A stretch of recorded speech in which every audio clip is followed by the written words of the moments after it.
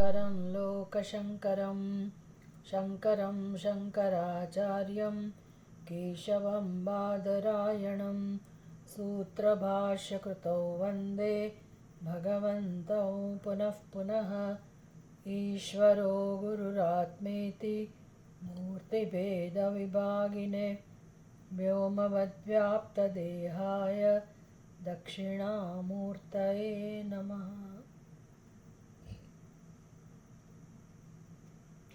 ॐ सहना भवतु सहनौ भुनक्तु सह वीर्यं करवावहै तेजस्विनावधीतमस्तु मा विद्विषावहै।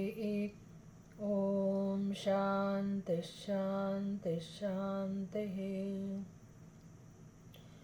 ॐ सदाशिवसमारम्भां शङ्कराचार्यमध्यमाम् अस्मदाचार्यपर्यन्तां वन्दे गुरुपरम्पराम्। शांति मंत्र।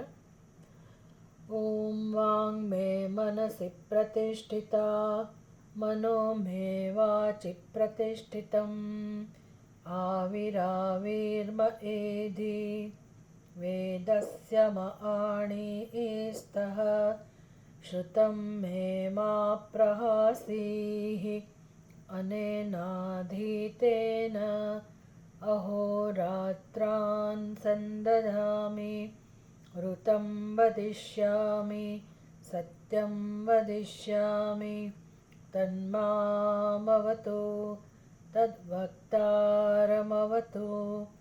अवतु माम् अवतु वक्तारमवतु वक्तारम्। ॐ शान्तिः शान्तिः शान्तिः।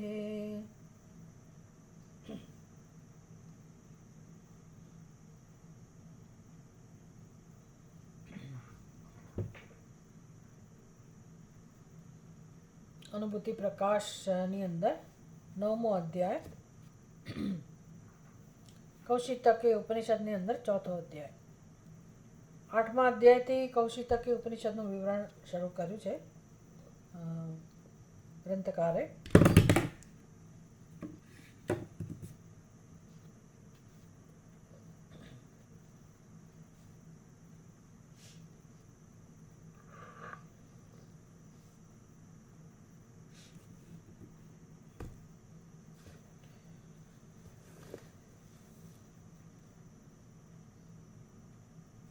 માં અજાતશત્રુ અને બાલાકીનો સંવાદ છે. અજાતશત્રુ નો ઉલ્લેખ બૃહદારણ્યક ઉપનિષદમાં પણ છે. એ રાજાનું નામ છે અજાતશત્રુ અને એણે બાલાકીને જે બ્રહ્મબોધ કરેલો એનું અહીંયા નિરૂપણ છે.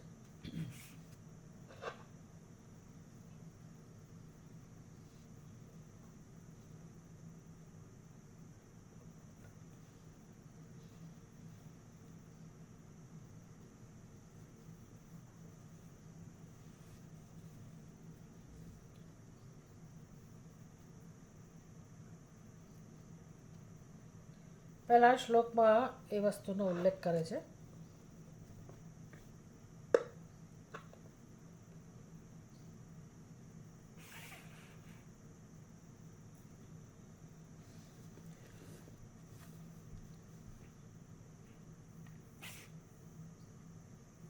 રાજા બાલાકયે પ્રાહ વિપ્રાય બ્રહ્મવેદિન વેદનમ કૌશિતક્યાખ્યશાખાયામ અત્ર સ્પષ્ટીકરોમિ યત. રાજા બાલાકયે પ્રાહ વિપ્રાય બ્રહ્મવેદનમ કૌશિતક્યાખ્ય શાખાયામ અત્ર સ્પષ્ટીકરોમિ તત. રાજા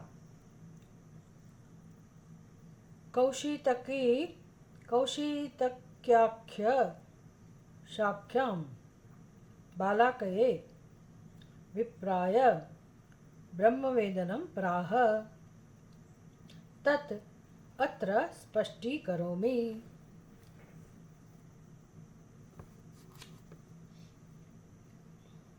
હવે ગ્રંથકાર કહે છે કે ભાઈ રાજા, કયા રાજા છે? કૌશિતક્યાખ્ય શાખાયામ. કૌશિતકી શાખાયામ એટલે એ વિષય સપ્તમી છે. કૌશિતકી શાખામાં એટલે કે એના ઉપનિષદમાં. કૌશિતકી શાખા એટલે કે એમાં જે ઉપનિષદ છે એમાં રાજાએ વિપ્રાય બાલાકએ, તો બાલાકી અને વિપ્રા, બાલાકીની ચોથી વ્યક્તિ છે બાલાકએ. બાલાકએ એટલે બાળકને નહીં સમજવાનું, બાલાકી નામનો શિષ્ય છે. અને કોણ છે? વિપ્ર, બ્રાહ્મણ. તો વિપ્રાય બાલાકએ, બાલાકી બ્રાહ્મણને રાજાએ કૌશિતકી શાખામાં ઉપનિષદમાં મધ્યમાં બ્રાહ્મણ બાળકને, બાલાકીને, બ્રાહ્મણ બાલાકીને બ્રહ્મવેદનમ પ્રાહ, બ્રહ્મબોધ કરેલો. તત, તત એ સર્વનામ થયું એટલે કે એ બોધ. અત્ર સ્પષ્ટીકરોમિ, એ હું અહીંયા સ્પષ્ટ કરું છું. આપણને અનુભૂતિ પ્રકાશમાં અધ્યયન કરવાનો એક વધારાનો આનંદ એ છે કે આપણે કદાચ એ ઉપનિષદ વિશે ના જાણતા હોઈએ, કોઈ ઉપનિષદને આપણે સમગ્ર રીતે ઉપનિષદનું ભલે આપણે અધ્યયન ના કર્યું હોય કે કર્યું હોય તો પણ શું, તો એમાં જે મુખ્ય વસ્તુ જે આપણા માટે ઉપયોગી છે, જિજ્ઞાસુ માટે જે જરૂરી છે, એ વસ્તુ છે બ્રહ્મબોધ એટલે બ્રહ્મવિદ્યા. બ્રહ્મવિદ્યા અને લગતા જેટલા સંવાદો છે અને એને બ્રહ્મવિદ્યા વિષયને ધ્યાનમાં રાખીને જે કંઈ ઉપદેશ થયો હોય, ચર્ચા થઈ હોય, એ પછી ગમે તેના સંવાદોના માધ્યમથી હોય. જેમ કે આપણે આગળ જોયું તો ઇન્દ્ર અને પ્રતર્દન એ બંનેના સંવાદમાં, એની પહેલાંના બધા જ ઉપનિષદોમાં, એટલે મુંડક ઉપનિષદ હોય તો એના આચાર્ય અને એનો શિષ્ય, પછી આપણું જે તૈત્તરીય ઉપનિષદ છે તો એમાં ગુરુ અને શિષ્ય, એવી રીતે જ્યાં જ્યાં ગુરુ અને શિષ્યના સંવાદમાં બ્રહ્મવિદ્યાનો જે ઉપદેશ થયો હોય એ જ આપણને આમાં આ ગ્રંથની અંદર શીખવા મળે છે. એટલે સતત એનો સ્વાધ્યાય થાય છે, અભ્યાસ થાય છે, જે ખરેખર તો નિધિધ્યાસન માટે અત્યંત ઉપયોગી છે. એટલે જેને ઘણી બધી ક્લેરિટી આવી ગઈ હોય ઉપનિષદના ઉપદેશની, એટલે કે જીવનમાં આપણે શું કામ કરવાનું છે, બુદ્ધિમાં સમજાઈ ગયું હોય, પણ હવે આપણે એમાં રત રહીને પછી એમાં નિષ્ઠા પ્રાપ્ત કરવાની, એ જે કામ અઘરું છે, જેના માટે એકમાત્ર ઉપાય છે સંન્યાસ, જે આપણને બૃહદારણ્યક ઉપનિષદમાં મૈત્રેયીને જે ઉપદેશ કરી રહ્યા છે યાજ્ઞવલ્ક્ય મુનિ, એ સમજાવે છે. એટલે એવા મહાન જ્ઞાની જે અનેક શિષ્યોને ઉપદેશ આપતા હતા, એવા યાજ્ઞવલ્ક્ય મુનિ એક સમય સંન્યાસ દીક્ષા ધારણ કરે છે. શું કામ? તો કે કેવળ આત્મજ્ઞાનમાં નિષ્ઠા પ્રાપ્ત કરવા માટે. એમને આત્મજ્ઞાન નહોતું એવું નહોતું, એ તો વિસ્તારથી બધાને શીખવાડતા હતા, પણ નિષ્ઠા પ્રાપ્ત કરવી એક જુદી વસ્તુ છે. એટલે કોઈ પણ વ્યક્તિએ છેવટે મોક્ષ પ્રાપ્ત ક્યારે કર્યો કહેવાય? તો કે જ્યારે એ સ્વરૂપમાં સ્થિતિ પ્રાપ્ત કરે, સ્વરૂપ જ્ઞાનમાં એ સ્થિતિ પ્રાપ્ત કરે. તો એ નિષ્ઠા માટે નિધિધ્યાસન એ મહત્વનું પાસું છે, શ્રવણ, મનન અને નિધિધ્યાસન. તો નિધિધ્યાસનના ભાગરૂપે આ અનુભૂતિ પ્રકાશનો ગ્રંથ છે, એના 3 વિભાગ.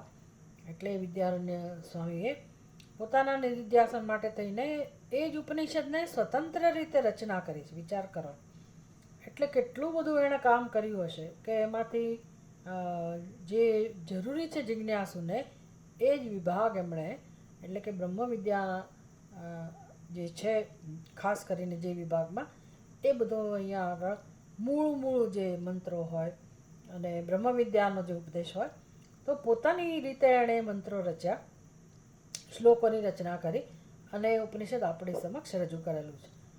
તો એવી રીતે કહી રહ્યા છે કે રાજા બાલાકીએ રાજાએ બ્રાહ્મણ બાલાકીને જે કૌશિતકી શાખામાં જે ઉપદેશ કર્યો તો બ્રહ્મનો બ્રહ્મબોધ કરેલો તે હું હવે અહીંયા સ્પષ્ટ કરું છું. તો આ ગ્રંથની અંદર આપણને સમજ પડી ગઈ કે શું કહેવાના છે. તો સંવાદ તો ત્યાં થયા એ શાખાની અંદર, અને કોની વચ્ચે થયા? બાલાકી બ્રાહ્મણ અને અજાતશત્રુ રાજા, આ બે વચ્ચેના સંવાદો છે. અને એ સંવાદોમાં જે કંઈ બ્રહ્મબોધ હતો એ આપણને અહીંયા હવે પ્રાપ્ત થશે. એટલે બીજા શ્લોકમાં કહે છે, દૃપ્તો બાલાકીરપરબ્રહ્મ વિત્સ કદાચન અજાતશત્રુમ કાશીશમ બુબોધ યીશુરાગતઃ. બાલાકી એ ગર્વિષ્ઠ હતો, અભિમાની હતો, અને ખરેખર તો એ અપર બ્રહ્મવેત્તા, પરબ્રહ્મવેત્તા કહો કે પછી જેને જ્ઞાન છે પણ હજી પ્રતિબંધ હોય, સપ્રતિબંધક જ્ઞાન હોય, અથવા એ સગુણ બ્રહ્મમાં નિષ્ઠ હોય, એ પ્રકારનો જ્ઞાની હતો. અને પોતે કેવી રીતે અજાતશત્રુ પાસે પહોંચી ગયો?